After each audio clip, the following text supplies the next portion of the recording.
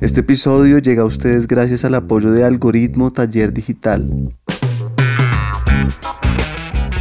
Esta es una nueva compañía de software que hace investigación, diseño y desarrollo de soluciones digitales. En el 2021, Algoritmo fue seleccionada como una de las 51 startups más prometedoras del país. Algoritmo además estuvo a cargo de la construcción de nuestro sitio web y el sistema de cómplices de la no ficción.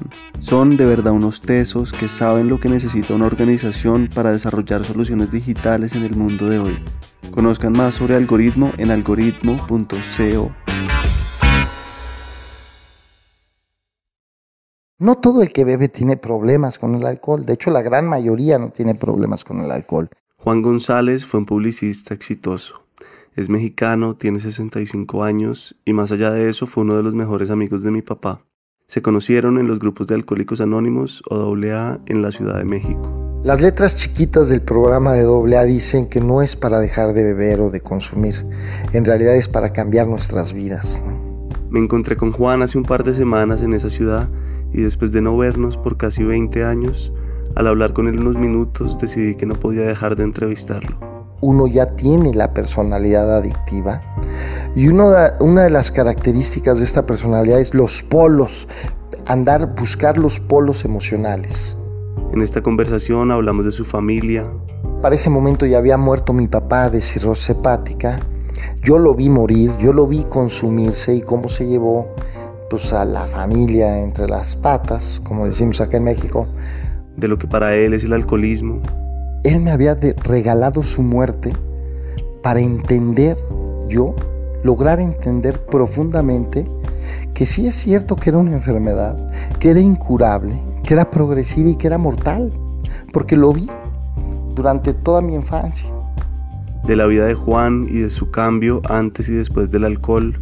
Y me voy a tirar sobre el ventanal y le digo, si es que existes, cabrón, si es que existes, cabrón, ábreme los poros de la verdadera sensibilidad. La vida no puede reducirse a esto, a éxito profesional, dinero, viajes, mujeres, cuates, desmadre. Y de su concepción y su relación con Dios. Había un rechazo y había un pleito personal. Porque lo único que yo le pedí toda mi infancia fue que mi papá no bebiera y que se dejaran de pelear mis padres. Esa era mi petición de la infancia y nunca se logró. Entonces, con el materialismo histórico dije, sí es cierto, a mí me han estado engañando. Y me voy a convertir en mi propio Dios, que además va de la mano del egocentrismo de la enfermedad del alcoholismo. Y entonces solo existes tú. Y tú te vuelves el Dios de tu propia existencia. Y eso era maravilloso para poder beber, drogarme. Bienvenidos al Topo, un podcast de entrevistas sobre temas en los que hay ignorancia, vergüenza o temor, con personas que tienen formas de vivir y pensar fascinantes. Nos reencontramos después de más de 20 años. Y no, tú contarás más también de lo que te acuerdas. Si quieres empecemos por mi papá y claro. Cómo lo conociste, cómo se conocieron, cómo fue arrancando la amistad. Miguel, pues gracias, estoy muy contento además recordando a tu papá desde ahora que te vi. Un hombre de bien, un gran amigo, un gran ser humano que amaba a sus hijos, que los extrañaba, pero que estaba comprometido también con él mismo y con su transformación. Fíjate, como tú sabes que a tu papá y a mí nos unía una enfermedad, que es una enfermedad que yo le digo mucho que es la enfermedad de las paradojas, pero yo la rebauticé en parajodas, como decimos aquí en México, porque la primer joda primaria es que hasta que no aceptas que ya perdiste en la vida, no vuelves a ganar. Y así nos conocimos en ese camino, tu papá y yo. Es uno de varios milagros que yo he tenido la gratitud de experimentar, de vivir, de toparme con gente como él. Curiosamente, en una agrupación que por algún sector de la sociedad mal informada incluso y se entiende. No nos esponja, no nos daña, no nos resentimos. No tiene mucha idea de lo que es Alcohólicos Anónimos. Y ahí nos encontramos hombres y mujeres de todas las edades, de todas las religiones, de todos los países, y nos coincidimos en el deseo de transformar nuestras vidas. Y tu papá era un guerrero y además una persona que llamamos en los grupos con muy buena tribuna, porque expresaba muy bien sus ideas, con mucha puntualidad, era muy claro y además era muy honesto, muy profundo en lo que nos platicaba. Así funcionan los grupos. A partir de es una terapia grupal donde pues todos soltamos nuestras experiencias de lo que estamos viviendo o vivimos, cómo llegamos, cómo nos sentimos, hacia dónde vamos, en fin. Las letras chiquitas del programa de AA dicen que no es para dejar de beber o de consumir, en realidad es para cambiar nuestras vidas, ¿no? Y ahí coincidimos gente de, como te decía, de todos lados, de todo nivel económico, cultural. Es la enfermedad más democrática que te puedas imaginar. Y antes de entrar propiamente en la enfermedad ya y todo, hablemos de ti. Yo quiero saber de ti desde chiquito, cómo eras, cómo creciste, sí, desde tus primeros recuerdos. Claro, con gusto. Fíjate que yo soy uno de esos casos, hijo de alcohólico.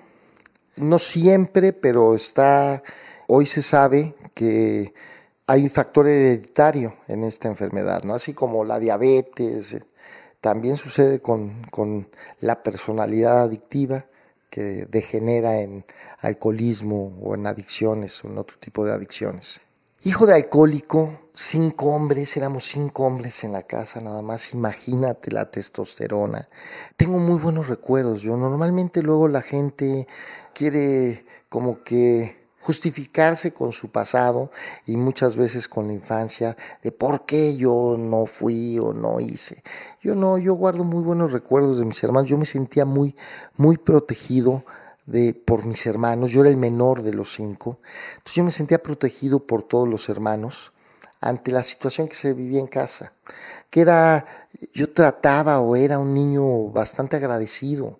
Me sentía bien con mis papás, con papá, con mamá, más con los hermanos todavía. Había mucho juego, había mucha competencia, obviamente, ¿no? Había mucho ego. Después entendí, muchos años después, por qué se vivía así en esa casa. Y es que en la casa de un alcohólico es un poco como la mafia, ¿no? Hay reglas no escritas que todo el mundo tiene que respetar, que es, a ver, de esto que se vive adentro de la casa nadie habla, allá afuera. Y allá afuera hay que ser bien cabrones. Hay que ser los primeros en todo, que para el fútbol, para el fútbol, para el béis, para el béis, para las chavas, o sea, era un pacto no escrito, como la mafia, ¿no? De tratar para evitar que nuestro entorno, los amigos de la cuadra, como se dice acá en México, no se dieran cuenta, ¿no? ¿De qué? ¿Ocultar qué? ¿No se dieron cuenta? Ocultar la tristeza que se vivía de tener en la casa un padre alcohólico. Uh-huh. ¿Y cómo era tu padre? Era un dentista y era funcional, era muy agradable, muy simpático, ¿no? Yo esa frase se la oí decir muchas veces a mi mamá. Digo, ya hoy me da risa, lo comprendo, todo lo que vivieron. Pero decía, farol de la calle y obscuridad de tu casa. Esa se la repetía, porque era un hombre de muy buen trato, simpático, había sido muy deportista en la juventud. Él jugó fútbol americano aquí en México, fue de los pioneros del fútbol americano cuando se jugaba con cascos de cuero. Fue el primer quarterback de un equipo de la preparatoria nacional, que el primer equipo de México que fue a jugar a Estados Unidos, y contaba sus anécdotas y era muy agradable, muy simpático. A mí, yo por ser el menor de todos, yo fui un volado de la vida. Ayer les contaba a mis hijas, les decía, no, yo fui una jugarreta de la vida, fui el quinto y ya después de 6 años. El hermano que está arriba de mí me lleva 6 años. Le dije, no, yo fui algo, un tiro, como decía el Chapulín, se les chispoteó. Nunca tuve problemas en eso. Entonces ya ellos justificaban una cierta lejanía hacia mí, ay, es que ya estamos grandes, ya nos agarraste cansados, y yo lo entendía. Era un buen chavo, entendía, no quería exigir de más. Claro, hoy entiendo y veo y comprendo la enfermedad que padezco de estar sin beber. Uno ya tiene la personalidad adictiva. Una de las características de esta personalidad es los polos, buscar los polos emocionales, ¿no? Entonces yo hoy lo veo en mi infancia, cómo buscaba eso y también cómo me clavaba si me gustaba algo, me clavaba a hacerlo y hacerlo y hacerlo y hacerlo, ¿no? O de repente vivir fugado, melancólico, metido en mi mundo de pensamientos, de historias. Esa era parte, yo lo veo desde niño que yo era así, hipersensible. Mira, mi infancia estuvo muy marcada por una muy mala relación entre mis padres, eso. Y además con este patrón que existía antes de, no hay divorcio, no era una posibilidad. Había que estar ahí y se maltrataban, no compartían nada juntos, ¿no? Eso me marcó mucho. Eso, del lado negativo, eso me marcó mucho. Era doloroso. La peor de mis pesadillas era oírlos, yo estar queriendo dormir o ya dormido y oír en su cuarto gritos y pleitos, que porque mi papá había vuelto a tomar, que por temas de dinero, que había una insatisfacción entre ellos, una no relación dura, y crecí con eso y te acostumbras también, ¿no? Entonces yo trataba de ser el factor de unidad. Yo no sé, nunca me lo sembraron, eso como que yo, años después en este programa de vida entendí que es un síndrome, ¿no? El síndrome del niño Dios que siente que es el rescatador de la familia, que a lo mejor nunca me lo dijeron. También fue esa posibilidad de que, vamos a tener un hijo y ya con eso rescatamos a la familia, otro hijo para que se suavicen las cosas. Puede ser, pero yo sí sentía como la necesidad, por estar yo bien, de ser un clutch, de evitar los pleitos. Era el negociador. Desde muy chico tenía argumentos negociadores muy habilidosos para tratar de obrar constructivamente entre ellos dos, positivamente entre ellos dos, ¿no? Y era divertido. O pleitos entre los hermanos mayores, no me gustaba que hubiera pleitos en la casa. No lo sabía manejar. Y entonces entraba a negociar. Y entraba con el hermano mayor a decir, oye, pues él es más chico, pues, ¿por qué no te pones en sus zapatos? No, porque hay otro síndrome que es el de que ahí se ven, yo me voy y arránquense las manos, las orejas si quieren, yo me voy, ¿no?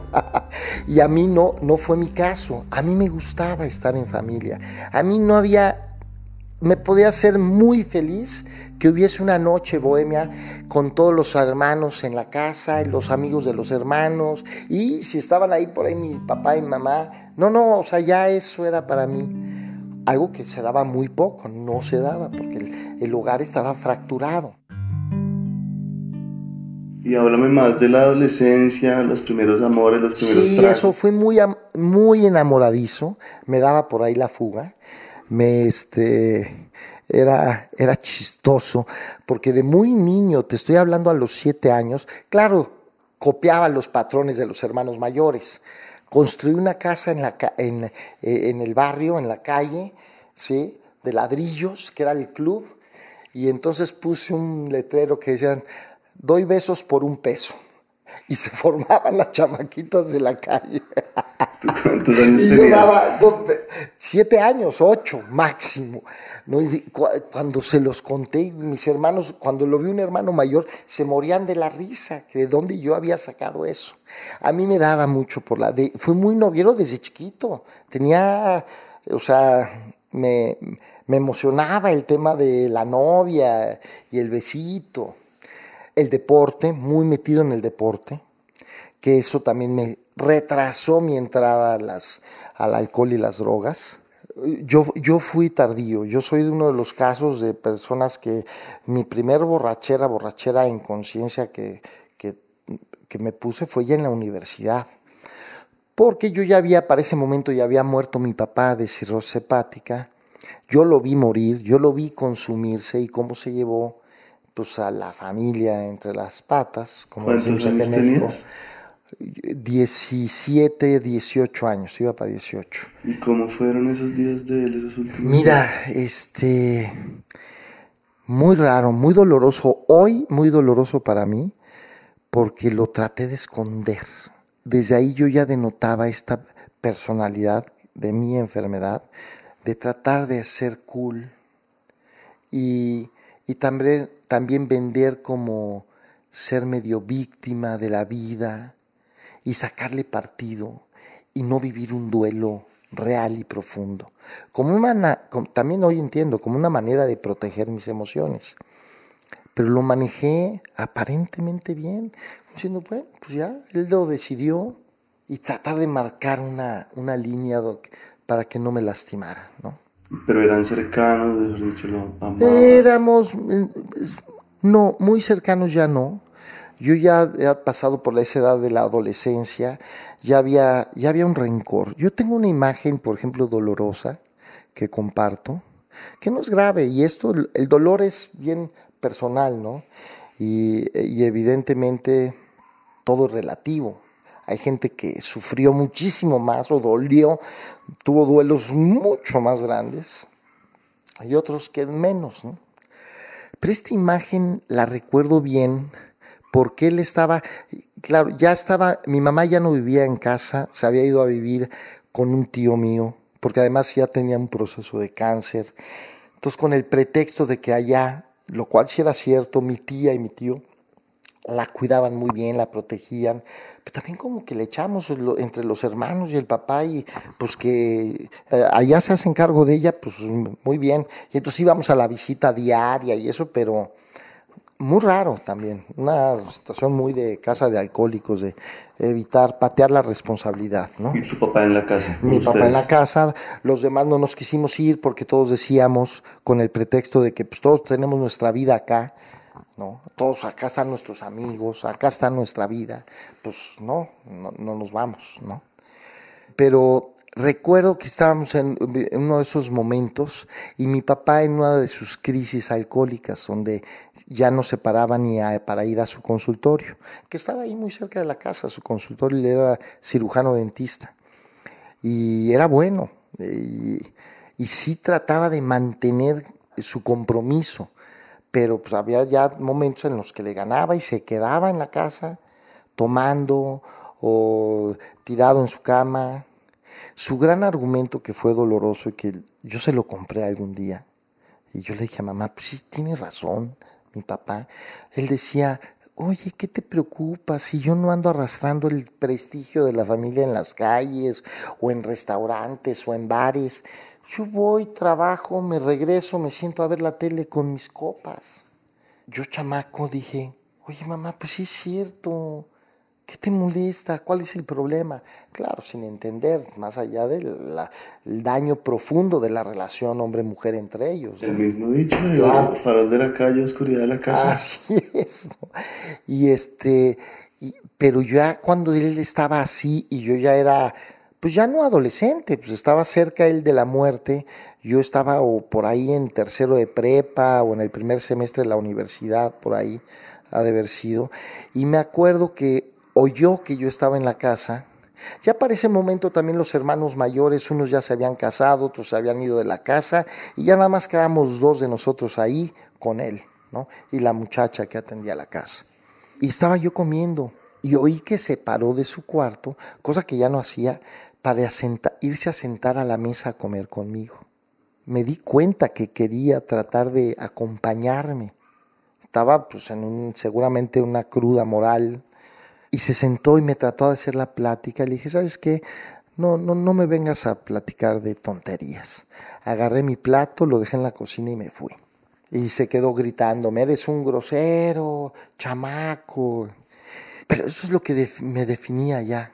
Sí había una agresividad por lo que me había tocado vivir y lo dejé, pero luego lo viví ¿Pero mucho tiempo. sentiste culpa o por qué te acuerdas de esa escena tanto?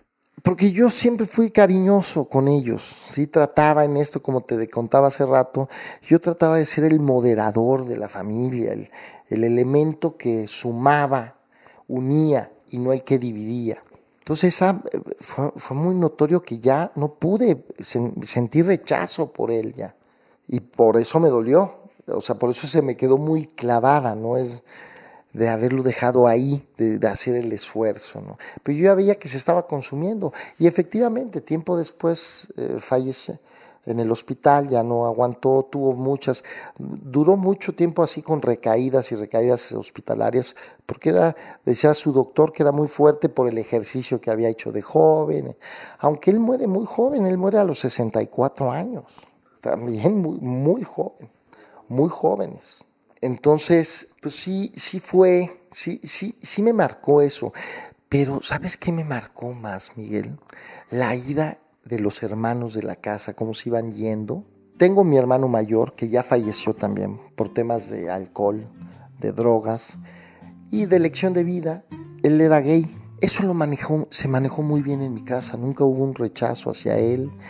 Eso agradezco de mis padres, fueron negociadores, y no hubo un rechazo hacia él, se le dio la facilidad, sí, un poco llegó mi papá era de que bueno, pues entonces si no quieres deporte ni nada, y que él quería estudiar arte, le digo bueno, pues vete a estudiar arte, y lo apoyaron para que se fuera a estudiar arte, primero a San Diego y luego a Londres, no como un poco, ya después nos reíamos los otros hermanos, era pero con risa, o sea, si separó a la manzana podrida, según él, de las otras manzanas para que no nos fuera a contagiar.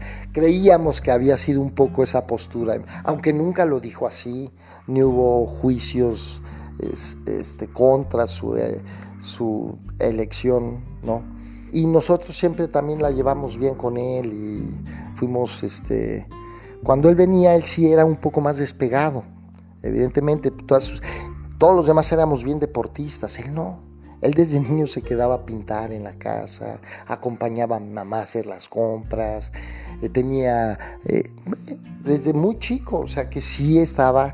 Hay una anécdota muy simpática de unas primas mías grandes, de la edad de ellos. Este hermano me llevaría 11 años ahorita, y primas de esa edad también, que decían que se acordaban, cuando nos reunimos, se acuerdan de que cuando de chiquitos ellos jugaban al castillo, él quería ser la princesa, la reina. Eso, cuando me lo contó una prima grande, me morí de la risa. Le dije, ¿de veras desde chiquito? Sí, él se peleaba conmigo porque él quería ser la reina. Entonces esas cosas fueron muy bonitas. En la casa de las cosas que lograron bien, sí había conversación. Por eso yo extrañaba cuando se fue desintegrando la familia, porque había chistes en la mesa cuando nos llegábamos, las épocas en las que todavía nos juntábamos, nos sentábamos a comer todos juntos, era yo me sentía como si fuera fiesta. Las anécdotas entre los hermanos, había ese juego de ver quién podía más, había que ser más siempre, ¿no? Y muchas bromas. Y cuenta ya, no sé, ahí sí del alcohol, o qué otras facetas, otras etapas importantes hubo. Fíjate que todos tratamos en casa por ejemplo, los hermanos mayores fumaron hasta ya grandes. También la primera vez que vi llegar a un hermano borracho a la casa, pues ya era grande, ya estaba en la universidad. Porque había el estigma en casa, sí había Tenían el miedo, el de ser así. Como tu papá, dices. Así es, ¿no? Y entonces sí había un estigma, ¿no? No se bebía en la casa, no era como casas hoy, que beben papá e hijos. No, ahí no se veía bien. Cuando ellos también beben tardíamente y cuando salen a estudiar al extranjero, tres de ellos, ya cuentan sus anécdotas. En mi caso, fue hasta la universidad. Pero yo pasé una temporada en la preparatoria muy divertida, que fue en el peor momento, como que me volví a refugiar. Tuve un cambio de escuela. Yo había estado en una escuela de hombres de toda la vida, de Legionarios de Cristo, aquí en el Cumbres, primaria y secundaria, y ya me había hartado, ¿no? Y me cambian en la preparatoria, me cambio, ya también con el rompimiento de la familia, ya era cuando mi mamá estaba pasando temporadas largas en casa de los tíos y nosotros allá en el departamento en Satélite, que no nos queríamos mover de ahí. Cambio a la preparatoria y voy a estudiar en las tardes, además, y hombres y mujeres. Entonces hicimos un gran grupo de amigos. Pero fue una época muy bonita. Además, igual que tu papá, descubrí que era muy bueno para el teatro. Y yo en primero de prepa había oratoria, escogí. Y la novia, que era de los grupos de la mañana, escogió teatro. Y en esa preparatoria se hacía un concurso anual de teatro muy padre, de muy buen nivel y muy padre. Y entonces cuando voy a ver, y ella estaba en teatro, cuando voy a ver la obra de teatro de ella, su papá, que me llevaba muy bien con él, o sea, mi suegro de ese momento, me dice, ¿y tú, Juanito, cuándo presentas tu obra? No, licenciado, yo no soy bueno para esto de la actuación, yo no sirvo. Le contesté así de bote pronto. Y cuando estaba escogiendo la actividad de estética para el segundo año, con los amigos, con la bola de cuates, dije, oye, ¿y por qué no nos metemos a teatro todos? Vamos a ver qué es esto del teatro. Sí, órale, va. Y todo el mundo me siguió a meternos al teatro. Pero yo, porque se me quedó la palabra de que yo mismo había dicho, no, yo no sirvo para esto. Y dije, ¿por qué dices no servir para algo que ni has intentado, no conoces? Pero el miedo a lo desconocido. Y no, pues resulté que era muy bueno. Otra imagen que recuerdo perfecto, porque la obra iniciaba con un pequeño monólogo mío, estar el telón cerrado y ver esas cortinas enormes delante de mí y oír todo el público afuera y enfrentar el miedo y los nervios a lo desconocido. Y de repente comenzar a ver que se abre el telón y ver sin ver, mirar sin ver nada a nadie. Y empiezo, y cuando oigo la primer risa de alguien con uno de mis textos que había humor, relajé el cuerpo y sentí el dominio sobre ella. Empezó ja, ja, ja, ja, ja. Y el dominio, haber enfrentado eso y haber vencido ese miedo. Yo gané el premio al mejor actor. Mi suegro de ese momento, al que un año, que me dice, no, que tú no sabías actuar. Le dije, perdón, licenciado, no sabía que sabía. El miedo a no hacer cosas por evitar el temor al fracaso, ¿no? Y no lo hago. Entonces fue una época muy, muy bonita. Ahí, ¿Eso fue qué edad, más o menos? Eso, pues yo siempre fui un año adelantado en la escuela por una coincidencia cuando cambian el calendario escolar aquí en México. Entonces yo debo de haber tenido en ese momento 16 años, por ahí. 15, 16 años. Y entonces todavía hay alcohol, nada. Hay nada. Y ya había entre algunos, mi mejor amigo de la prepa, ya tenía broncas, ya había chocado carros, borracho. Y yo era el que le daba la buena. Oye, Pancho, ¿cómo haces eso? ¿Qué te pasa? Y lo trataba de alinear los consejos. Mi mejor amigo Pancho, que era el que ya chupaba y echaba desmadre y fumaba, también salía en la obra de teatro junto conmigo. Y que el día que teníamos que salir de Guadalajara para acá, en autobús en la noche, andaba chupando ya con unos que se había conchavado ahí y no lo encontrábamos para venirnos a México. Total, hasta que fuimos, nos dijeron, están en el Abajeño, y ya fuimos por él y ya nos venimos para acá. Y todo el camión lo vine regañando y me decía, ya, chaparrito, ya. ¿Y cómo fue tu relación entonces con el alcohol? Ahora sí. Arranco ya grande, con la familia ya desintegrada. Mi primer borrachera, como luego fueron muchas, que es además parte no de todos, pero comúnmente hay esto, el vínculo con una pérdida amorosa, una pérdida sentimental en la universidad, una mujer ya me había dicho que ya no quería seguir, y que, el drama, y me puse a tomar con mis amigos del fútbol. Dije, ahora sí voy a tomar. Y esa fue la primera, y desde la primera vez perdí el control.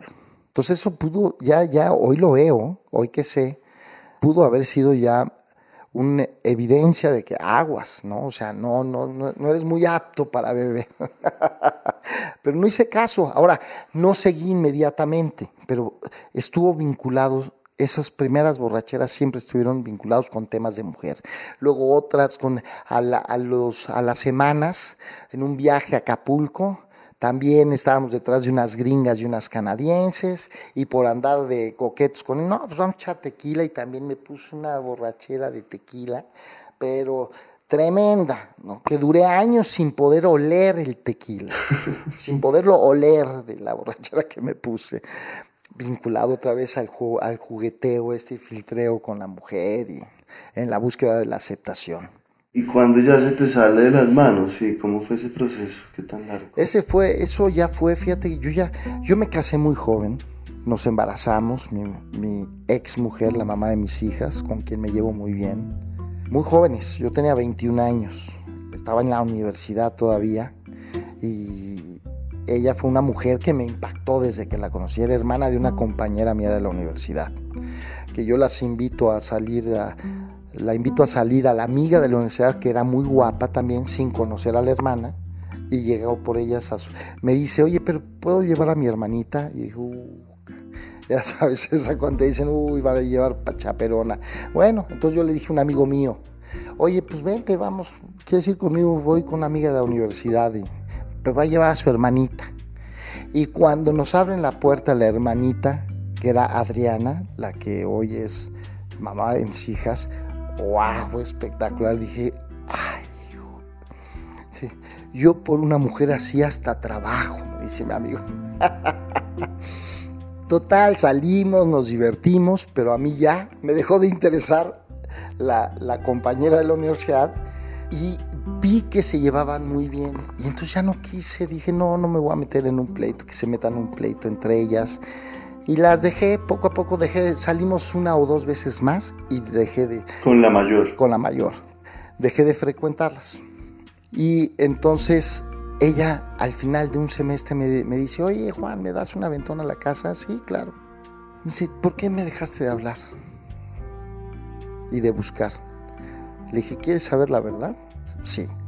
Pues porque me gustó más tu hermana y no quería. Me lo imaginaba, me dice. Y se portó muy bien. Entonces me dijo, no, a ver, y llegamos a su casa, pasa, entra, y le gritó, güera, ven, aquí está Juan, ven, te quiere saludar. O sea, promovió que nos volviéramos. Y a partir de ahí empezamos a salir, también le presenté yo a Lina otro amigo para que no se quedara sola. Y comenzamos a salir. Y también hubo un choque en el primer rompimiento con la que después fue mi esposa, antes de casarnos con Adriana. También me acuerdo que me puse que de repente, ya ni me acuerdo por qué estupidez, pero ya no quiero, ya acabé con uno de sus hermanos. Yo ya vivía solo porque ya habían muerto mis papás. Yo tenía mi departamento solo, yo ya me creía que ya estaba apto, que ya había vivido suficiente yo solo. También parte de la... 21 años. A los 21 años, no, menos todavía, 20, porque un poco después fue cuando nos embarazamos, ¿no? Con uno de sus hermanos nos pusimos una borrachera en mi casa, y él convenciéndome, no, pues ya dile que te quieres casar con ella. Y, no, actos de chamacos. Otra, pero vinculada al alcohol. Pero aún así, pero eran esporádicos. Finalmente sí, nos embarazamos, nos casamos. Y yo comienzo durante el matrimonio a beber, a pasar... Hay 3 etapas del bebedor. Aprovecho para contarte esto, que vale la pena que todo el mundo conozcamos. No todo el que bebe tiene problemas con el alcohol. De hecho, la gran mayoría no tiene problemas con el alcohol, ¿no? Es un bebedor social, el que bebe 2, 3 veces, 5 veces al mes, 6 incluso, o sea, pero deja de beber y no. Cuando ya se trae esta predisposición, después de un tiempo, no se sabe cuánto, algunos tardan, yo tardé mucho en pasar de bebedor social a bebedor fuerte. Hay quienes pasa rapidísimo, muy rápido se convierten en bebedores fuertes. El bebedor fuerte, igual que el social, bebe el día del cumpleaños, la graduación, la Navidad, en fin, pero comienza a inventarse pretextos para beber, que vamos a ver el partido, el Necaxa Veracruz, que va a estar buenísimo, nadie los conoce, pero bueno, compadre, oye, mi trabajo, me está yendo muy bien en mi trabajo, vamos a beber, me está yendo muy mal, vamos a beber, ya me dijeron que sí la novia, vamos a beber, ya me cortó la novia, vamos a beber. Comienza a usar pretextos para beber. Pero aún así el bebedor fuerte, y bebe fuerte, puede beber 5, 6, 7 copas, cubas, la bebida que tome, pero para, y sigue también funcionando en la vida. Pero cuando, como es mi caso, se tiene una predisposición genética, una carga ya, una personalidad adictiva, hay un momento en el que seguimos bebiendo más y nos convertimos en bebedores problema o enfermos alcohólicos, que ya no podemos parar. Ya es, ¿y de aquí a dónde, Miguel? Ahorita, ¿qué vamos? No, pues Juan, espérate, pues son las 2 de la tarde. No, ¿pero qué vas a hacer ahorita? Hombre, ya vamos a seguirla. O sea, y buscar, no poder parar. Cuando aparecen no sé, las escenas como, que fue mi caso, en el trabajo. Yo tenía mi casa productora de comerciales y entonces de repente era hablar a mi oficina y decir, ¿sabes qué? Cancélame la junta de la tarde, diles que no voy a llegar, que estoy con otro cliente, pero que no hay problema, que mañana nos vemos, que yo les resuelvo su problema, no pasa nada. Diles que estoy con otro cliente o no voy a llegar a su oficina porque estoy editando. No estaba ni editando ni con otro cliente, estaba bebiendo. Solo o con cuates o con mujeres, pero bebiendo. Y entonces no podía parar. No quería y no podía parar. Cuando aparecen esos episodios donde dejas de hacer lo que tienes que hacer en la vida por quedarte a beber, ya es una condición de enfermedad. Ya es un dato que te dice, ya no estás tomando tú la decisión en tu vida de hasta dónde bebes. Si hay sustancia, te quedas. O sea, sigue la fiesta hasta donde haya sustancia. Esa ya es una característica para decir, el alcohol está tomando mis decisiones. Ya no las tomo yo. Antes de seguir, un anuncio emocionante. Hace unos días lanzamos una pequeña colección de productos de la tienda de la no ficción. Tenemos ahora 2 diseños de camisetas o playeras, como dicen en México, con frases muy lindas de los episodios de Ricardo Silva Romero y Piedad Bonet. También una tote bag o bolsa de tela con un tiro de Luis Miguel Rivas. Son muy pocas unidades, entonces anímense a comprarlas pronto. Así nos apoyan además produciendo este podcast de manera independiente. Para comprar solo deben ingresar a tienda.lanoficcion.com y seleccionar el producto que quieran. Recuerda que si eres cómplice de la no ficción puedes acceder a descuentos. Encuentra el código de cupón en tu bandeja de entrada. Hacemos envíos a todo el país. Recuerden, tienda.lanoficcion.com o el link está en la descripción del episodio. También estamos estrenando nuestro primer curso de podcast, Narrar una historia, hacerla audio. Allí aprenderán los secretos de la no ficción para narrar historias que cautiven y emocionen a la audiencia. Les enseñaremos a hacer buenas preguntas, a crear escenas, arcos narrativos, construir guiones, a todo lo técnico en cuanto al audio y mucho más. Será dirigido por Juan Serrano y yo seré el profesor del módulo de entrevistas.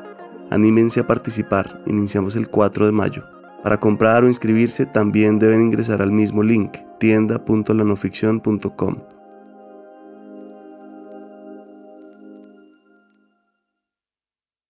Porque es incurable y permanente. ¿Por qué? Porque siempre también yo he pensado, si uno tiene etapas en las que les gusta mucho el sexo, la fiesta, no sé qué, y van pasando. Claro. Y no sé, sí, como uno es adolescente y deja de ser adolescente y con tantas posibilidades de cambio y todo, ¿por qué como que la condición permanente, incurable? Y una pregunta más es ¿por qué no sé si has pensado que eso que llaman como profecía autocumplida, que uno ya se cree el cuento y entonces, y bueno. Muy buenas las dos preguntas. Ahorita me recuerdas la segunda, que es muy buena. La primera es, porque quien puede dejarlo no tiene el problema. De hecho, el programa de AA en su libro, el libro Alcohólicos Anónimos, hay una parte en un capítulo donde lo dice. Después de haber escuchado todo esto, ¿tienes duda? Sal y vívelo, haz la prueba. Y si puedes parar de beber, es que no tienes el problema. Si no puedes parar de beber, es que eres uno de nosotros. Eres una persona con una personalidad y defectos de carácter desde antes de que consumieras tu primera copa, que ya los teníamos. Pero eso también me chilla un poco, porque es porque llamarles defectos de carácter, son no características. Bueno, sí, pero el defecto de carácter no nos angustiamos, no nos sentimos, pues es como todo ser humano. Tú tienes defectos de carácter, pues sí. Todos tenemos defectos de carácter. El problema de nosotros es que los magnificamos. Por esta hipersensibilidad de la que te hablé, se vuelve detona mucho más fuerte en nosotros. Pero somos los mismos de todos, ¿no? Nosotros en los grupos les decimos a ustedes los normalitos. Pero luego decimos, ni tan normalitos, también están re locos. Sí, claro, porque todos somos humanos, porque todos tenemos defectos de carácter. El problema es que hasta dónde nosotros los exponenciamos. Ese es el problema.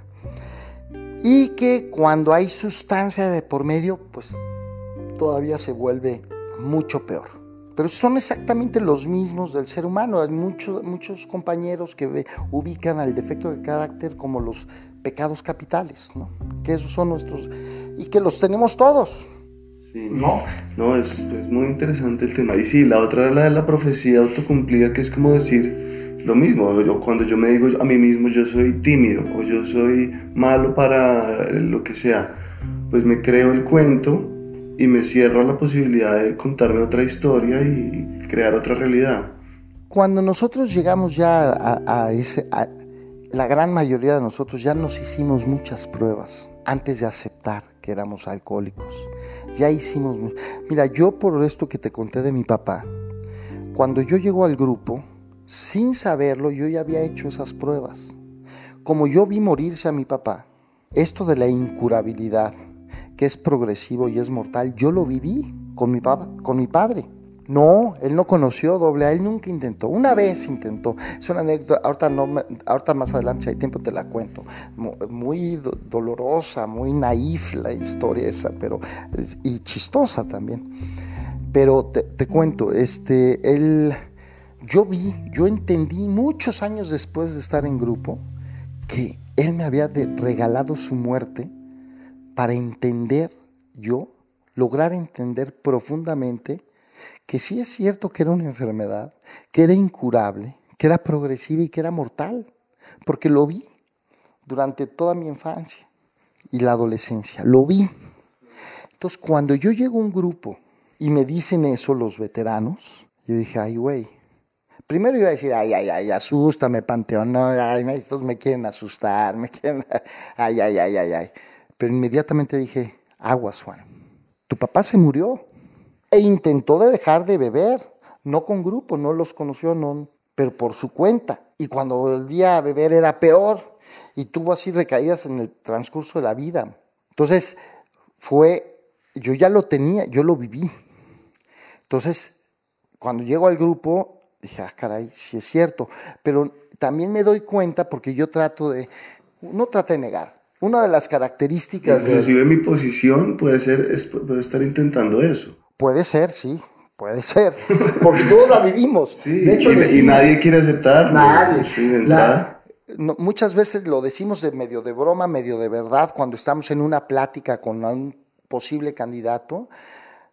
Pues es que ese es el primer síntoma, la negación. Cuando estoy defendiéndome, no, pero yo no, esto no, pero yo no, pero... Y que a la vez resuenan las cosas, que soy Claro, hipersensible.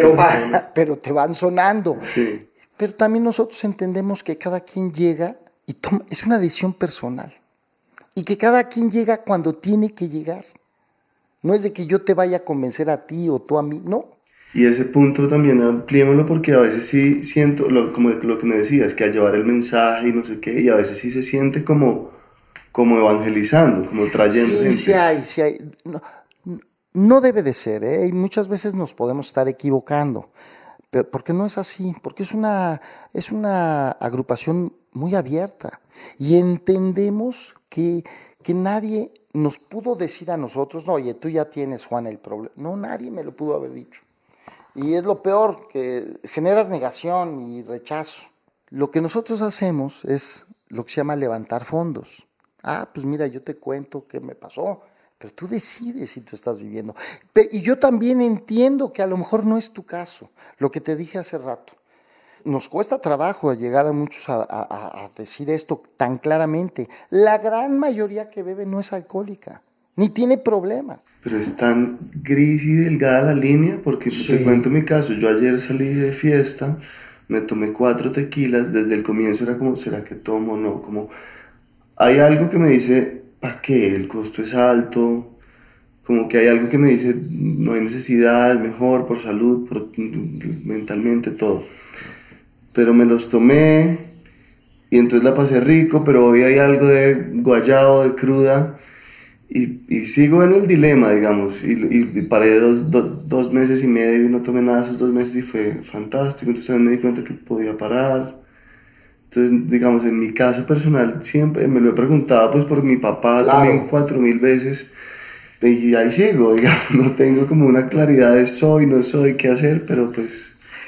Tú tienes cerca el caso de mi inolvidable Felipe, que claro, te da este nivel de conciencia de lo que estás tú comentando. Alguien que no lo ha vivido tan cerca, igual no se lo cuestiona, andando en la fiesta ni se lo cuestiona, pero tú tienes un foco de alerta. Hay que estar tranquilos. Y no porque mi papá fue alcohólico, yo tenía que ser alcohólico. En mi caso sí, la mayoría fuimos. 4 fuimos adictos, 3 fuimos adictos el mayor a pastas, drogas, rock and roll, otro, un gran hermano, el hermano líder, muy dolorosamente también, para que veas también otra de las características, que no respeta nada, brillante el hermano, catedrático universitario, maestría en Harvard, maestría en London School of Economics, y con el alcohol no pudo. Porque dijo, yo voy a reformar el programa, porque esto del imperialismo yanqui trae muchas cosas que no me gustan. Y lo que estaba era negando, era una forma de negar, y no pudo. Y falleció de lo mismo a los 56 años. Un hombre brillante, un gran ser humano, dolorosísimo, ¿eh? Otro hermano también vivo, afortunadamente después de ir a algunos aniversarios míos, entiende.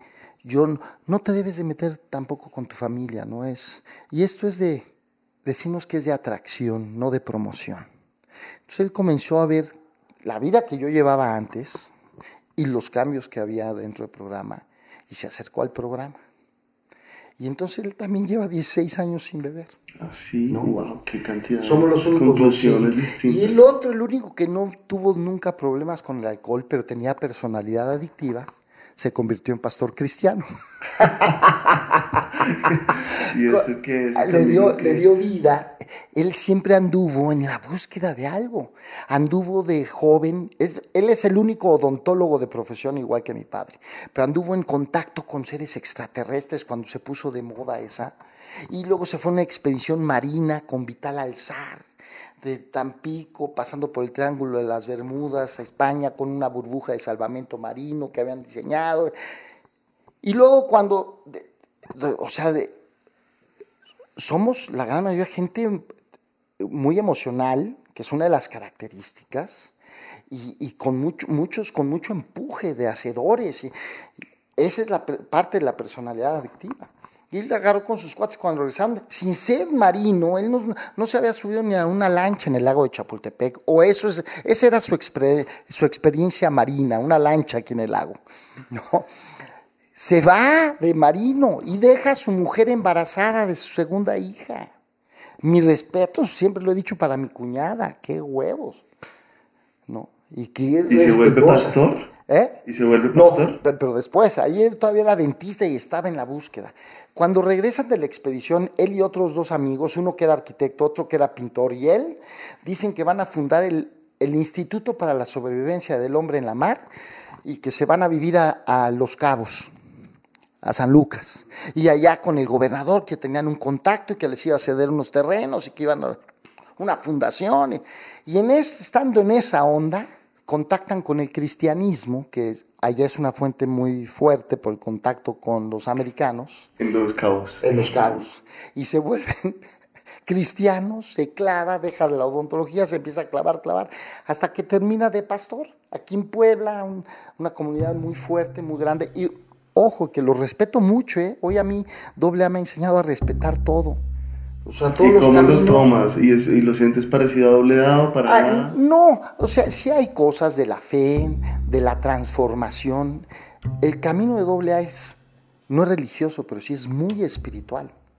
Hay una reconciliación, nosotros llamamos, con el poder superior. El que tú quieras, el Dios de tu infancia o con tu grupo es un poder superior a ti. Son 30 que están logrando dejar de beber, cosa que tú no has podido. Ahí tienes un poder superior. ¿Para ti cómo es? ¿Cómo lo ves? Así fue, así empecé. Porque yo venía de la UNAM también, de estudiar relaciones internacionales, ciencias políticas y el marxismo, el materialismo histórico, Dios no existe, es una invención del imperio. Y venía de crecer en una escuela católica. Entonces había un rechazo y había un pleito personal, porque lo único que yo le pedí toda mi infancia fue que mi papá no bebiera y que se dejaran de pelear mis padres. Esa era mi petición de la infancia y nunca se logró. Entonces yo dije, a ver, aquí hay un pedo entre él y yo. Entonces con el materialismo histórico dije, sí es cierto, a mí me han estado engañando y me voy a convertir en mi propio Dios, que además va de la mano del egocentrismo de la enfermedad del alcoholismo. Todos tenemos ego y es sano tener un ego balanceado, pero cuando se sale de ti es una enfermedad y entonces solo existes tú y tú te vuelves el Dios de tu propia existencia.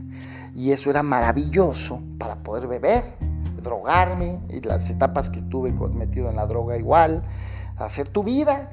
Y para esos momentos yo ya tenía 2 hijas y me valían madres. O sea, trataba de cumplir el choque entre el ser y el deber ser y el placer. Es un choque durísimo, de todos los días, porque yo conservaba algo de conciencia. Y sí, cuando entraba esa conciencia sentí un nivel de culpabilidad tremenda. ¿Cómo era? ¿Cómo fue tu fondo? Los fondos son los que nos van llevando, son los que además es algo que te quería comentar hace un momento, cuando decías como que, y no se lavan el coco ustedes entre ustedes. Sí puede haber un proceso de eso, sí es cierto. Y te voy a contar aquí a ti y a mí nada más, ahorita que nadie nos escucha, te voy a contar cómo yo lo superé. Porque los primeros tiempos de uno, la resistencia en un grupo y a la enfermedad es muy fuerte y muy sutil, cada vez se vuelve más sutil. Nos estamos autohipnotizando, con que somos alcohólicos. ¿Tú mismo te lo decías? Sí. Claro que en el programa nos decimos aguas con el inconsciente que te va a poner topes para evitar que aceptes la enfermedad y que aceptes que ya te dominó. ¿Y sabes cómo lo resolví? Porque hubo un momento de mucha crisis interna, que sí estaba, me está haciendo pendejo, ¿no? Y a lo mejor sí puedo. Pero Juan, ¿cómo vas a...? Tú ya hiciste las pruebas antes de llegar al grupo. Yo ya había intentado varias veces dejar de beber y la vez que más lo logré duré 6 meses. Un infierno, ¿eh? Sin grupo es un infierno. Porque cada que me preguntaban, yo ya vivía solo, estaba divorciado, mucho éxito profesional, mucho dinero, comiendo todos los días en calle donde se me antojara, era, ¿y de beber, señor? Y esa pregunta era, ¿y de beber, señor? lo de siempre. Hijo, y yo decía, no, haz la prueba, Juan.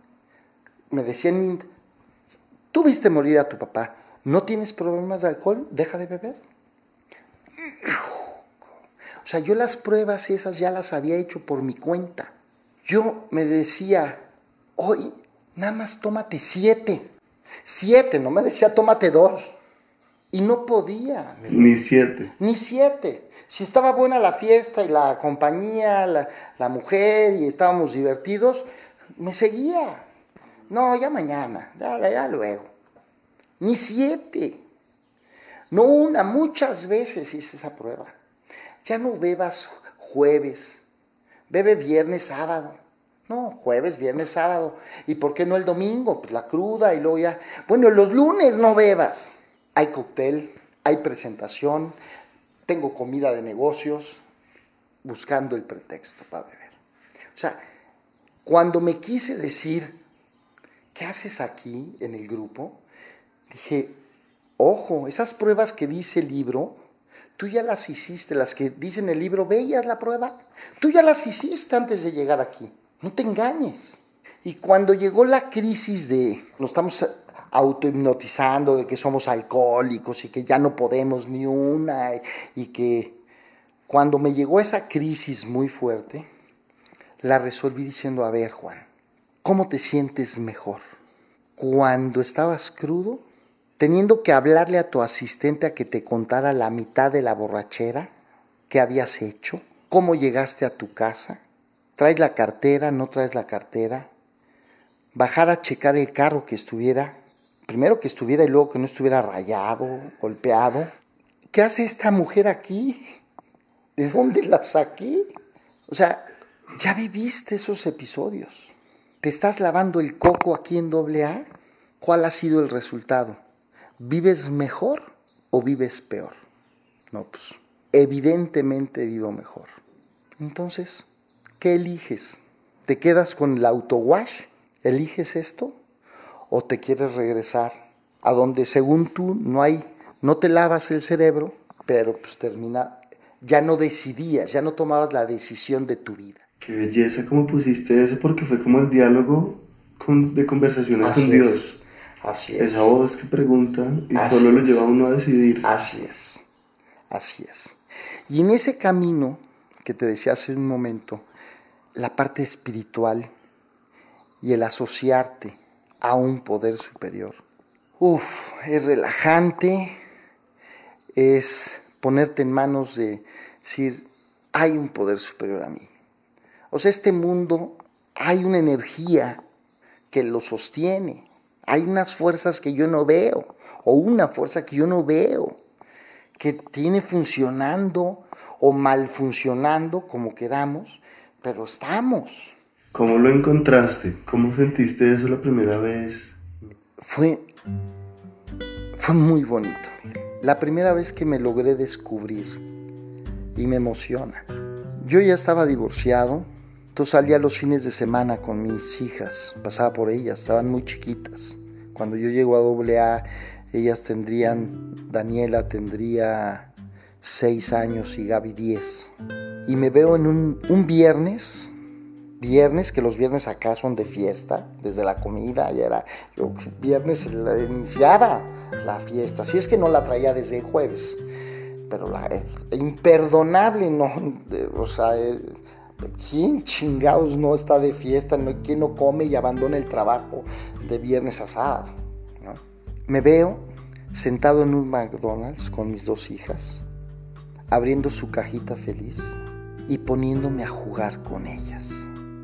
Y cuando el enfermo que traigo dentro, que sigue dentro de mí, por cierto, tú no lo ves, pero aquí lo traigo puesto, también está de tiempo completo conmigo, y me está diciendo que te diga, sí, cierto, no le hagas caso a este pinche pelón. Me está queriendo decir que te diga, pero hoy lo controlo, hoy lo veo. Y cuando estoy sentado ahí ese viernes con mis hijas, muy poco tiempo de estar en AA, sentado abriendo su cajita feliz en viernes, y comenzaron los pensamientos, pendejo, ¿qué haces aquí? A lo que has llegado. Pues si tú eras todopoderoso, restaurantes de moda, mujeres, alcohol. Digo, tus hijas, qué padre. Pero un viernes, cajita feliz de McDonald's. Y me pude decir, cállate, cabrón. Esto es lo que quiero. Esto es lo que quiero y debo. Pero la palabra deber no se la digas a un alcohólico, somos ampulositos. Puta, somos rebeldes, que no se nos imponga nada. Nada. Que también me resuena. Que es común en el ser humano, pero nosotros lo exacerbamos. Nada más hay que estar alertas de eso. Y le digo, aquí estoy. Y me dice, intégrate al juego. Métete, mira la casita, el cochecito. Y después de un rato de este soliloquio dolorosísimo. Pero en silencio, tú En para silencio. adentro. Ellas me veían sonreír. Papi, mira ay, qué padre está este. Yo las oía como zumbando. Y yo en mi soliloquio interno, debatiéndome entre el deber ser y el ser. Y el placer. Y el placer. Eso no lo había oído, está bueno. Comienzo a divertirme, Miguel. Me comencé a meter al juego y fue como mi primer despertar espiritual. Porque de repente me di cuenta que ya llevaba 20 minutos jugando al cochecito y la casita. Entre hamburguesas, entre McTríos.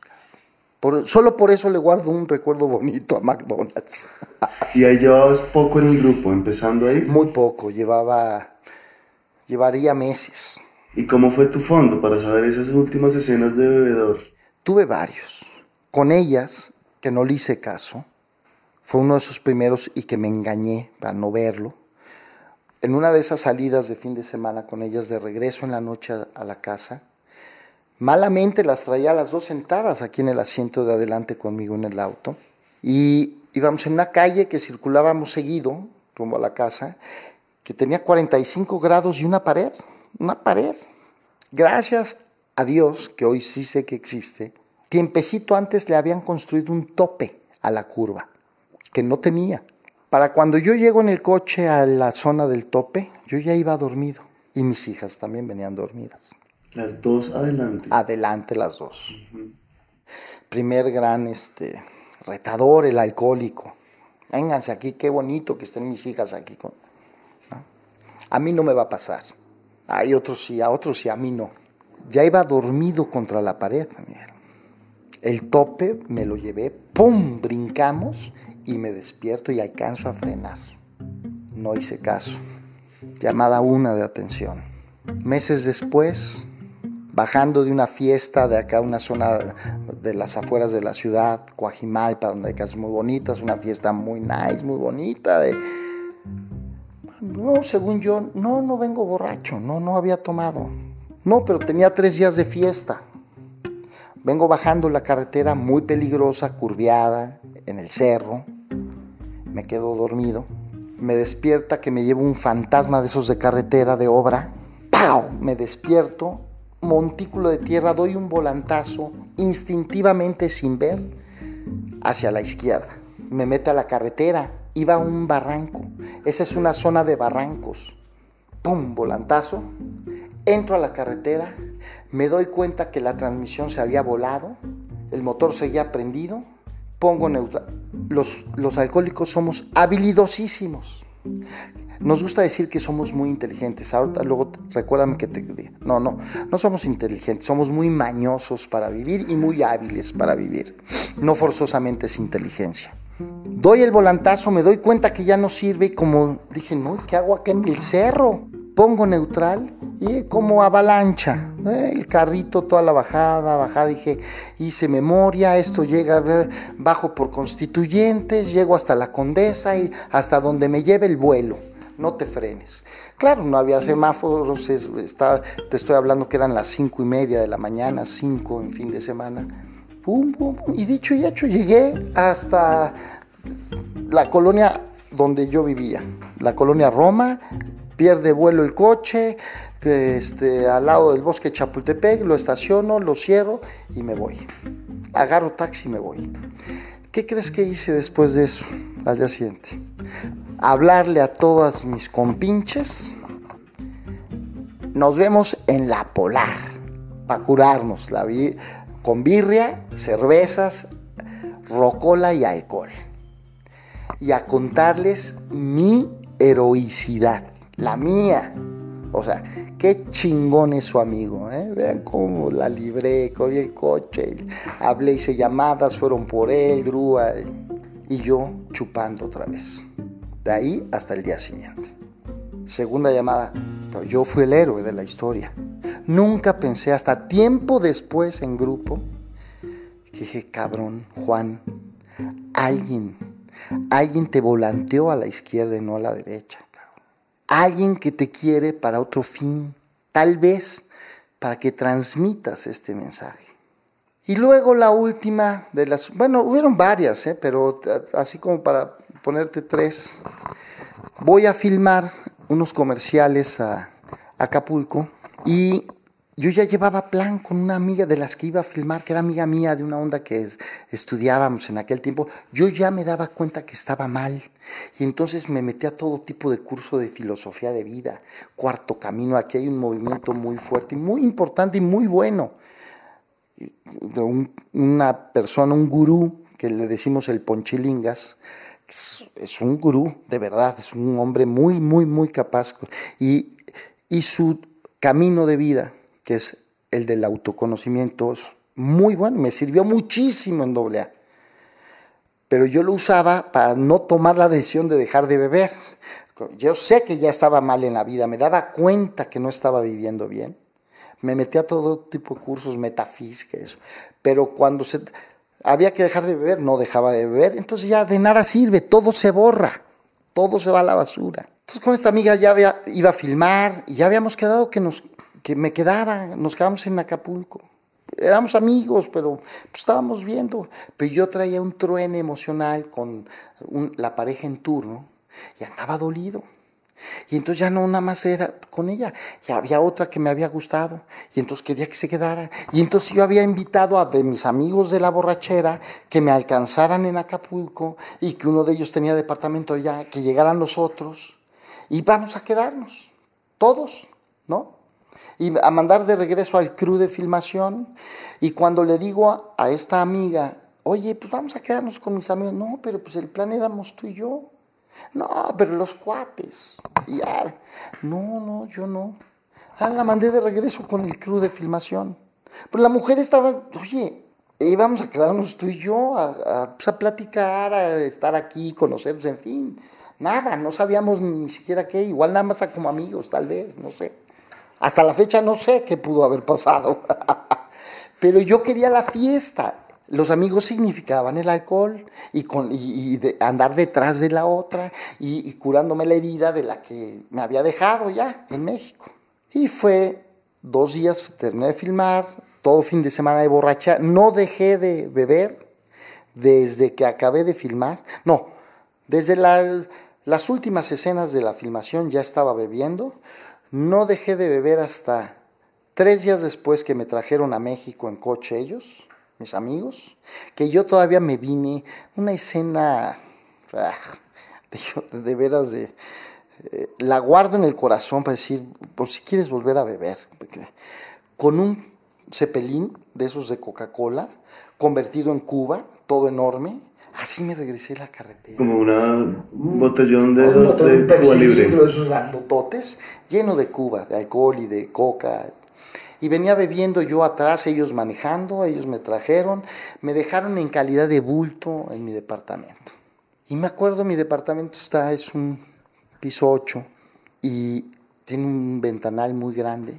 Y ahí fue la primera vez que sentí, que es una de las escenas que planteo en mi película, así inicia la película. Veo el ventanal y siento el impulso de, ya, corre hacia el ventanal con tu pinche pepsilindro aquí lo que quedaba. Ya había dormido tirado en el piso tal vez 1, 2, 3 horas, no sé. ¿En el piso ahí de tu casa? Ya de mi casa. Llegué en calidad de bulto, toda la carretera, y me voy a tirar sobre el ventanal. Y le digo, si es que existes, cabrón, ábreme los poros de la verdadera sensibilidad. La vida no puede reducirse a esto, a éxito profesional, dinero, viajes, mujeres, cuates, desmadre. No puede ser, ábreme, por favor. ¿Dónde están mis hijas? ¿Dónde está mi exmujer? Ya realmente desesperado. Unos días después de eso me topo en la calle a un exfotógrafo mío que era más desmadroso que yo, peor que yo. Y lo veo muy bien. Le digo, Manolo, ¿qué hiciste, cabrón? Me dice, ¿quieres saber la neta? Sí, AA. Ah, cabrón. Vamos a comer. Me voy a comer con él. Veo que no bebe, limpio, impecable. Y me comienza a hablar. Y digo, va. Si quieres que te lleve, sí. Entonces hacemos citas, vemos y al día siguiente. No, ese día no. Todavía quería seguir bebiendo. Y hacemos cita para que me llevara a Grupo San Agustín, donde yo nací. Así decimos cuando llegas a un grupo. Ahí nací. Y me lleva. Y así es como hago contacto después de haber enfrentado estos fondos que negaba.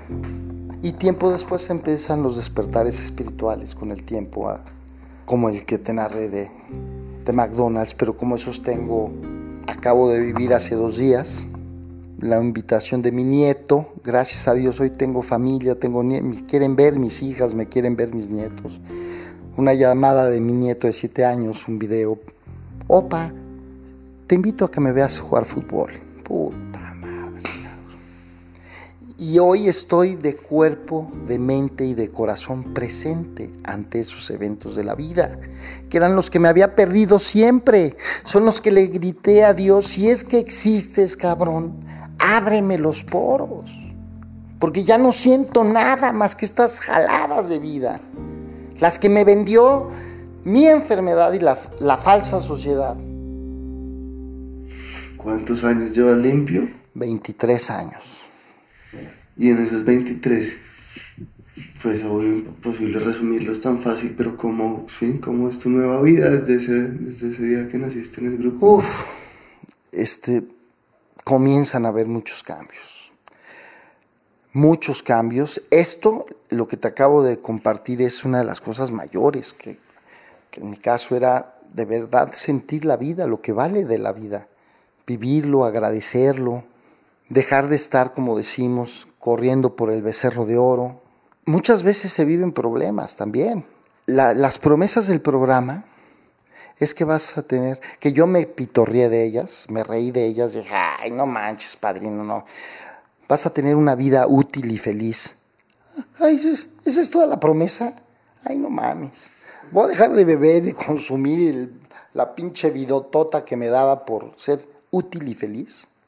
Ay, casi bajo protesta dije, bueno, a ver, les voy a dar chance, cabrón. Así nos reímos todos porque todos le damos chance al programa para que vaya entrando, ¿no?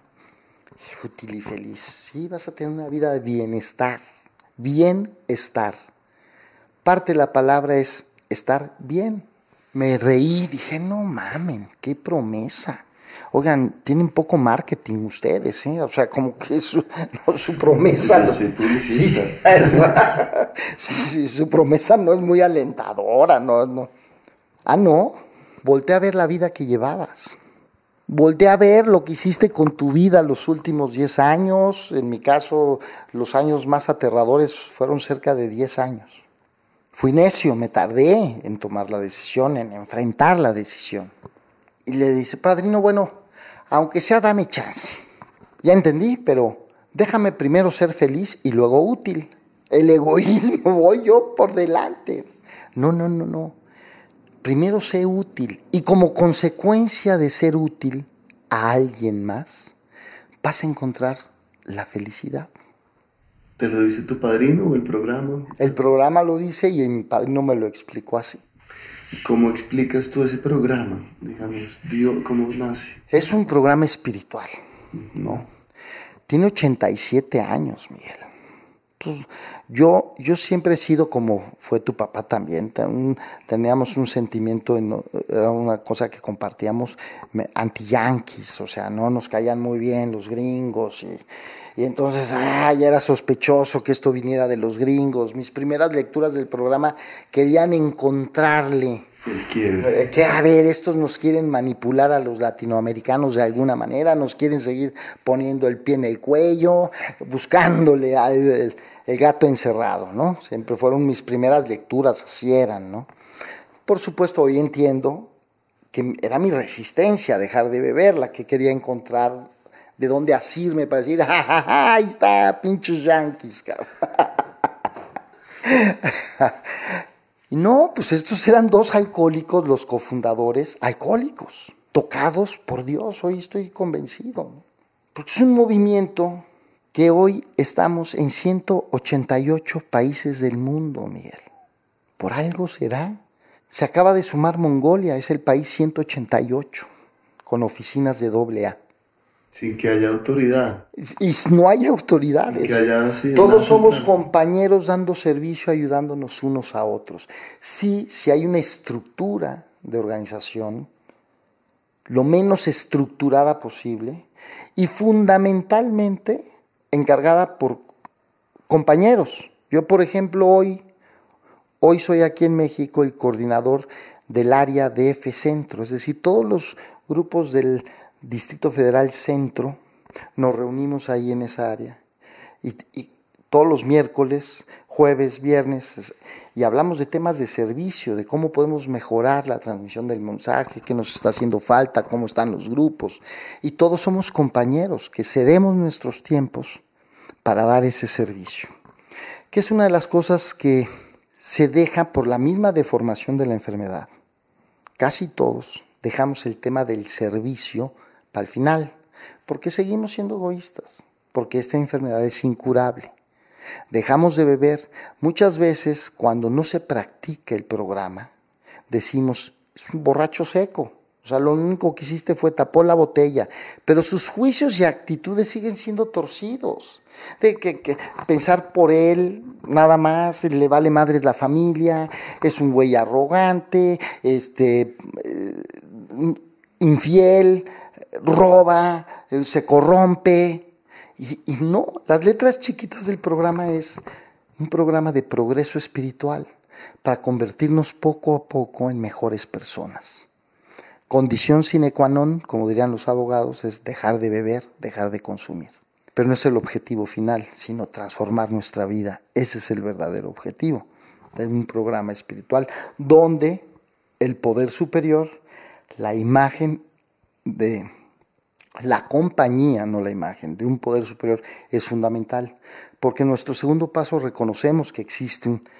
Por eso en nuestro programa hay agnósticos, hay ateos, y el ateo y el agnóstico se quedan con el poder superior del grupo, ¿no? Pues mira, ahí es matemática pura, ahí hay 30 que están dejando de beber y tú no puedes. Ese que sea tu poder superior. Y entonces hacen del grupo su poder superior. Bien, tengo una curiosidad. ¿Cuándo leíste Conversaciones con Dios y por qué se lo regalaste a mi papá? Qué buena pregunta y qué bonito momento de mi vida me recuerdas. Justo estaba en eso, debatiéndome entre mi pasado marxista. Yo fui líder estudiantil aquí en la UNAM. Me quedé a un voto de ser consejero universitario, representando a la Facultad de Ciencias Políticas. Entonces tenía, como te decía hace un momento, un choque con la parte de Dios, ¿no? Justificado en mi caso por... Pues, nunca me concedió lo que pedí en mi infancia. ¿Qué es? ¿Cómo lo explicas? Pues era muy limitada. Yo, a pesar de estar en una escuela católica, yo quise interpretar pues que Dios era como mi levantapedidos, ¿no? O sea, me quedé con esa derrotero de la religión, que creo que habemos muchos, o por lo menos en AA coincidimos muchos, que creíamos que pues, a Dios era como pedirle, como si fuera nuestro mesero personal o nuestro secretario particular, ¿no? Y si no nos lo concedía, pinche Dios, ¿no? Porque somos muy egoístas y no nos damos cuenta. Pero ¿y entonces ahora cómo lo ves? Ahora no, ahora lo que me ha enseñado el programa, que es maravilloso, es, a ver, que lo estoy viviendo hoy. Ahorita te cuento algo. Estoy pasando el peor momento de mi vida profesional desde hace 2 años. Un pésimo momento de mi vida de pareja, en un nuevo rompimiento doloroso. O sea, hace rato te decía, no se acaban los problemas, pero aprendes a solucionarlos, a enfrentarlos y a vivirlos mejor. Y a trascenderlos con objetividad. No soy víctima ya de lo que estoy pasando. Ya hice un cuarto paso de por qué me metí en estas broncas en los 2 ámbitos y tengo tareas que hacer. Hay facturas del pasado ahí, de cuando fui un irresponsable y todavía me está pasando la vida facturas, ¿no? Entonces, no soy víctima ya. Mínimo soy corresponsable de lo que me está pasando. Mínimo corresponsable. Y eso se lo debo al programa, esa aceptación. Hacerme responsable. Cuando yo llegué al programa me dijeron, Juan, tranquilo, cabrón. Ya no eres culpable. A partir de hoy, si quieres, solo eres responsable de lo que hagas de aquí en adelante. Pero responsable. Culpable ya no. Tienes una enfermedad. Todos coincidimos que eso nos alivianó mucho el camino, pero nos responsabiliza. Yo tengo que ser responsable de lo que está pasando. Pero, ¿en qué iba? En lo del libro. El libro. Esto que te estoy compartiendo, mucho lo aprendí ahí. Entonces, llegó a mis manos ese libro, Conversaciones con Dios. Cuando llega ese libro a mí, es el momento en el que yo estoy cuestionándome realmente el segundo y el tercer paso del programa. En un segundo paso donde nos dicen que aceptamos que existe un poder superior a nosotros. Y el tercer paso es, una vez que aceptaste, le pides al poder superior que esté contigo, que te ayude. Que ahorita aprovecho para darte la respuesta a una de las preguntas que me hacías hace un rato de cómo cambió la parte crucial del cambio a partir del programa y del libro que ahorita te voy a comentar, de Conversaciones con Dios. En la vida espiritual, en mi vida espiritual fue, antes yo tenía un Dios que lo creía mi secretario personal, mi mesero, ¿sí? Que ese era como el Dios de mi infancia, el católico, como yo interpreté el católico. Hoy también entiendo, antes le echaba la culpa a los padres, ¿no? Hoy entiendo que eso es lo que me convino a mí creer y aprender, ¿no? Y que hay mucha gente católica de buena voluntad y con fe realmente y que han interpretado de la mejor manera el catolicismo. Y ya no juzgo, como no juzgo a mi hermano cristiano que buscó y que traen la Biblia sobacal y que te ven y ya te están recitando los versículos. No, lo respeto, le digo, ese es tu camino, hermano, no es el mío, ¿no? Ahora, déjame verte, no me hables tanto. Porque sí te he visto que has cambiado, eres un mejor hermano, un gran esposo, un gran papá. Eso habla más de ti como cristiano o pastor cristiano que muchos de tus discursos. Esa es la base de AA, acción, no promoción.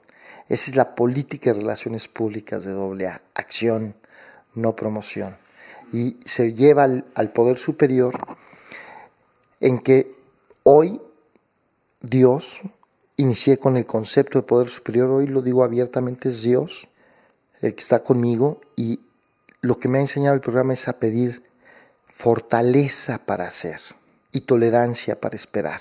Le digo, jefe, dame fortaleza para hacer lo que tú quieres que yo haga, dame sabiduría para saber hacia dónde y fortaleza y tranquilidad para esperar. Serenidad, para esperar. Ese es el nuevo Dios, que pasa a través de mí. Ya no es, tú encárgate, yo aquí mientras me siento y tú me traes el resultado.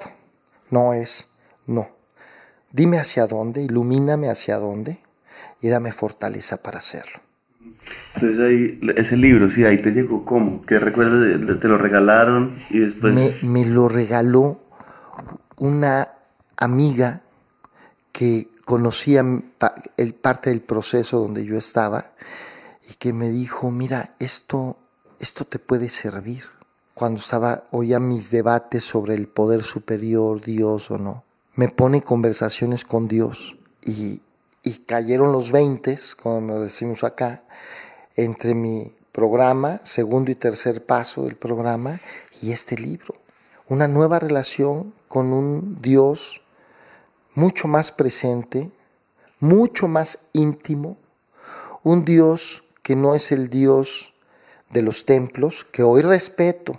Mucha gente le sirve y viven así, qué bueno.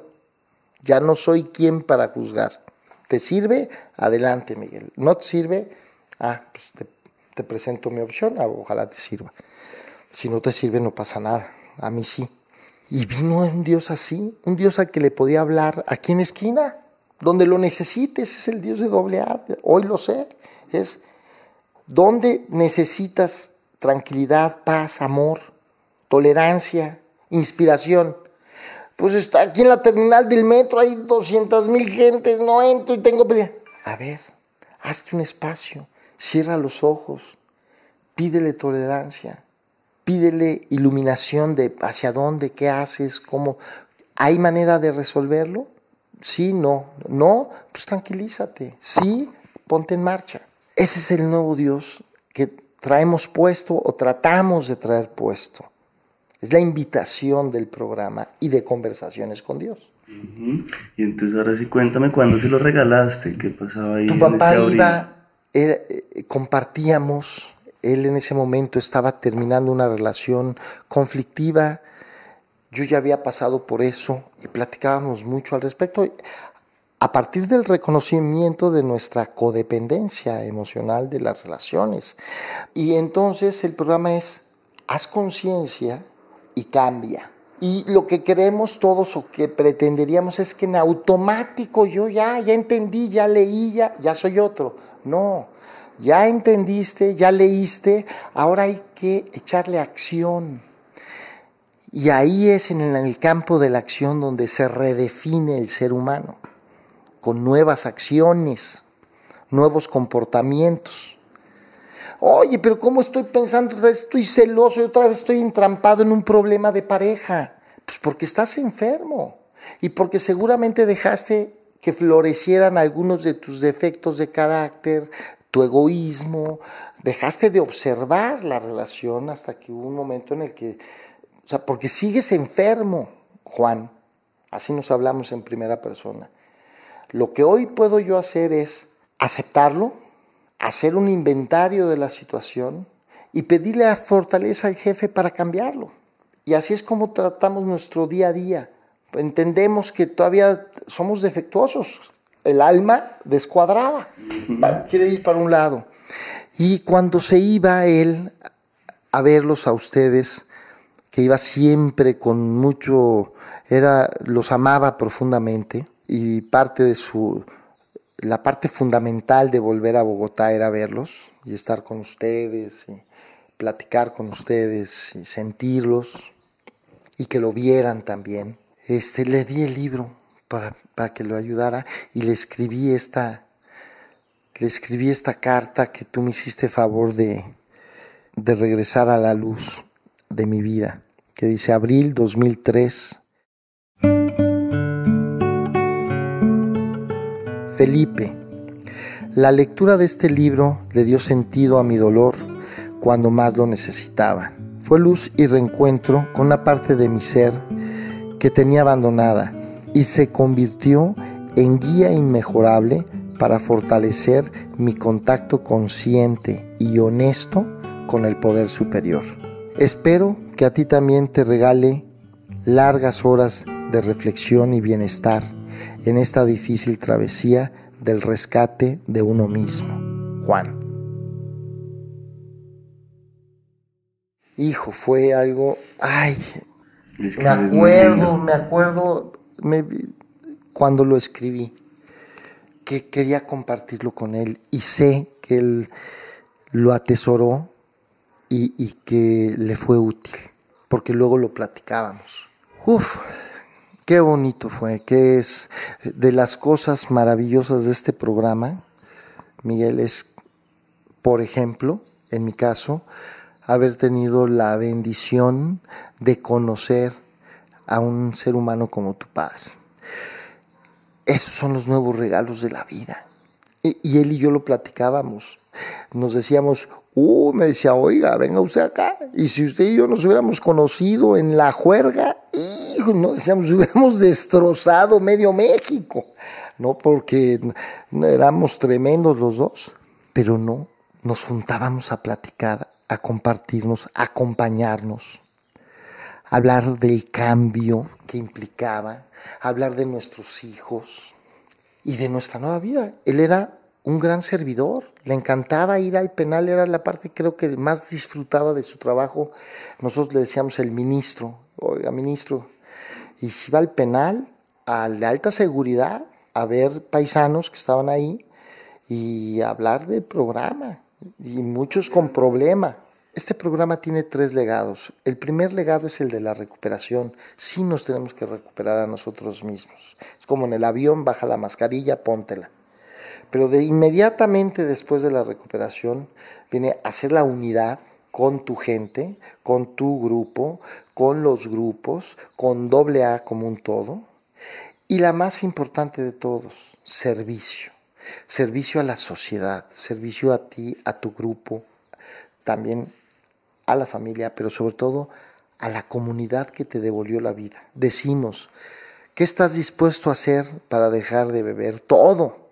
Pero una vez que dejamos de beber ya se nos olvidó. Y entonces el todo es, que yo vengo por lo mío y ya que cada quien se rasque con sus uñas. Y no, el servicio es un legado que nos mantiene vivos. Yo doy servicio no porque sea buenito, no soy buenito. Sé que me salva la vida a mí, porque el tiempo que le dispongo y le dedico al servicio, se lo quité a la bebida y se lo sigo quitando. Y lo estoy empleando para extender una mano y que a veces hay quien la tome y a veces no. Muchos años di yo pláticas aquí en la Cruz Roja. El psicólogo nos decía, miren, todos los que llegaban accidentados por problemas de alcohol, y llegas y tienes que muy prudentemente decir, mira, venimos de Alcohólicos Anónimos, no sé si quieren escuchar qué hacemos y qué no hacemos. No, yo no tengo problemas, ya nos había dicho el psicólogo, este cuate se mató, atropelló, en fin, y es la negación de la que hablábamos hace rato. Sí. Y muchas veces nadie quería escuchar nuestro mensaje, y yo ya me había parado de la oficina, yo estaba ahí. Cada que iba, martes y jueves, era un debate interno, un soliloquio. Siguen. Mi enfermo me dice, ¿a qué vas? No manches. Luego llegas allá y nadie quiere el mensaje. Era mi pereza, mi área de confort la que me está diciendo, no hagas nada por nadie. Ni te pelan, ni te hacen caso. A ver quién de ellos ha llegado a grupo. Y tú estás olvidándote de tu oficina y de tus cosas Es el soliloquio otra vez, el enfermo debatiendo con la parte sana. Y yo decía, no, porque a mí me salvaron la vida. Y el que yo esté en servicio me tiene en conciencia de que soy una persona enferma y que puedo ser útil a alguien más. Esa palabra me pesa, ¿no? Llamarse enfermo, ¿a ti ya no te importa en absoluto? No, en absoluto, no. No, sí es un cambio, al principio hay muchos compañeros que se enferman cuando les dices que estamos enfermos. No, espérame, yo fui de esos. A ver, yo nada más no puedo con la bebida, pero enfermo no estoy. No, yo nada más mi problema es de beber, no de... Así llegué debatiendo y peleando, hasta que vas entendiendo que eres un espíritu enfermo, Miguel. El espíritu está enfermo. Y estos debates de los que te he comentado 2 o 3 veces, esa es la manifestación de la enfermedad. Yo les digo mucho cuando platico en los grupos, les digo, la enfermedad se anida en los pensamientos torcidos y en los sentimientos, que genera sentimientos torcidos. Y esos ya me derroté, aquí van a estar conmigo. Lo único que puedo hacer es hoy, con el programa, admitirlos, identificarlos, admitirlos y corregirlos. Y ya no darles vida. Si yo contesto de bote pronto a los estímulos de la vida, todavía me sale el niño caprichoso y mamón que soy. Y contesto Ayer mismo a mi hija todavía que me dijo, papá, qué bueno que el inversionista de la película parece, sí, que les di la noticia de que había luz para un inversionista con la película, y mi reacción fue, a ver, tranquilo, todavía no coman ansias, esto va a ver. En lugar de darles rienda suelta a la felicidad. Contesté de bote pronto otra vez el enfermo, el del miedo, el de demasiado aterrizado. En lugar de dejar fluir, ¿para qué se los cuentas y luego les vas a limitar su reacción? Por ejemplo, algo que pareciera, es cualquier cosa.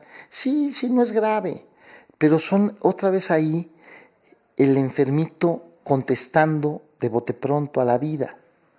En lugar de haber dicho, pues qué bueno, que esté contenta, qué padre, para eso lo compartiste. Y ya luego le dices, bueno, hija, hay que ver, poco a poco, ¿no?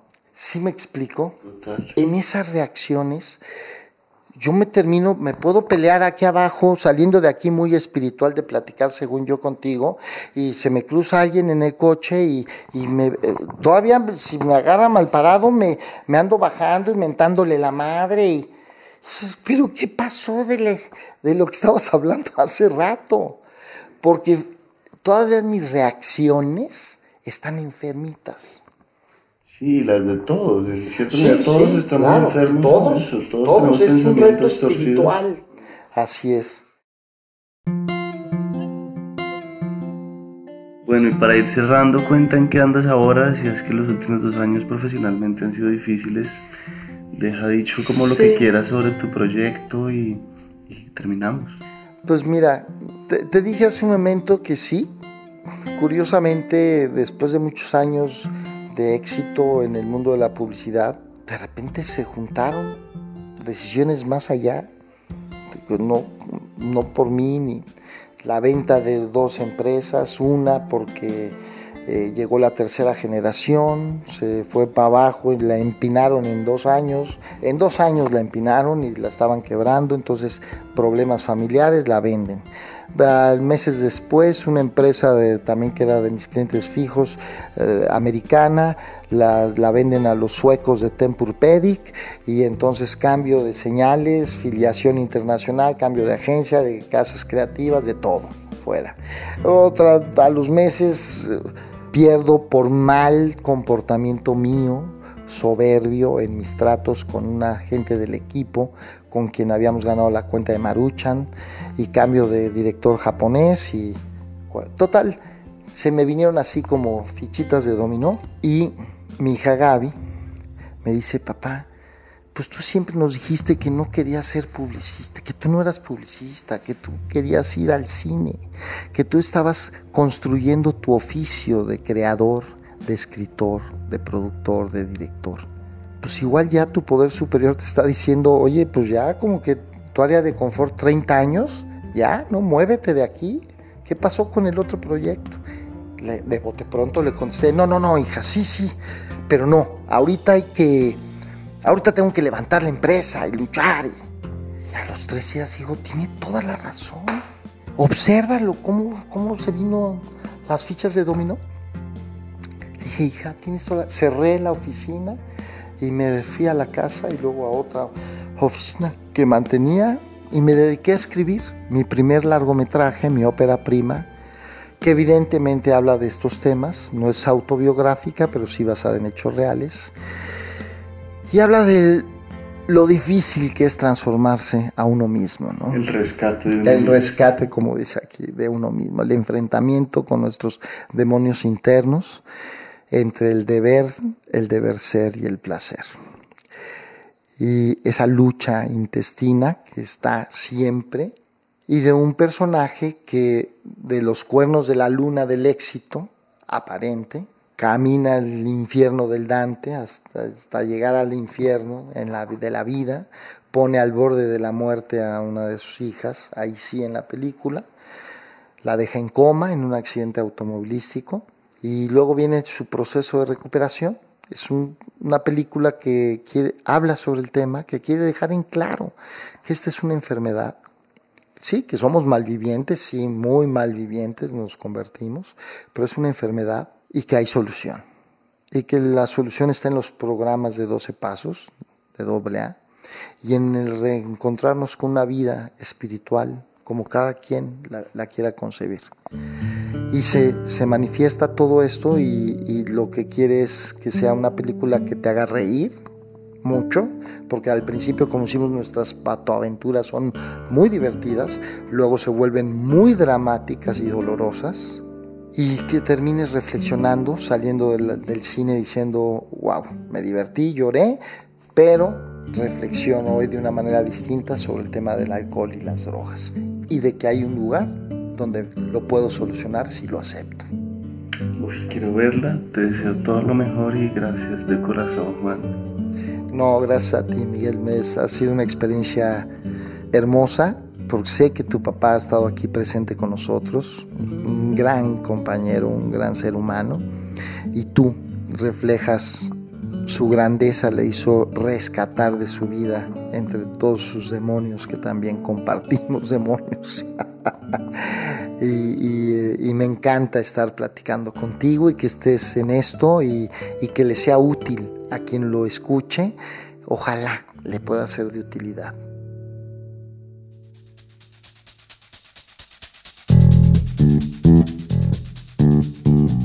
El Topo es una producción de La No Ficción.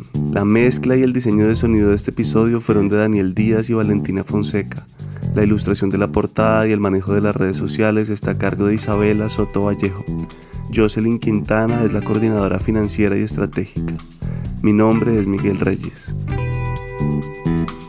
Gracias infinitas a quienes hacen este proyecto posible. Algunos de ellos son Wolfgang Thomas, Zulma Monsalve, Valeria Hurtado, Valentina Cabal, Tatiana Lopera, Nicolás Páez, Yesenia Cardoso, Sebastián Ospina, Mónica Mejía y Paula Andrea Pérez. Ya saben, si quieren apoyarnos, solo entren a lanoficcion.com/haztecómplice o al link que está en la descripción del episodio. Muchas gracias por estar acá.